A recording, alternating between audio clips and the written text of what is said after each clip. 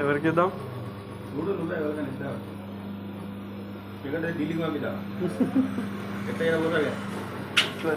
ఢిల్లీ కాదు, పూణే పోతాను.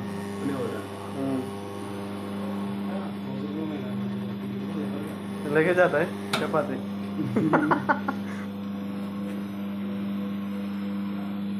ఇండి ఒకసారి కూర్చొని పెట్టుకుంటే చపాతి పర్ఫెక్ట్గా వస్తుంది.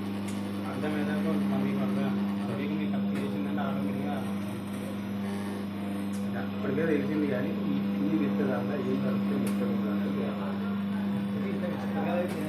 అది కాకుండా పద్ధతి మనం మడత వేసి ఇస్తామని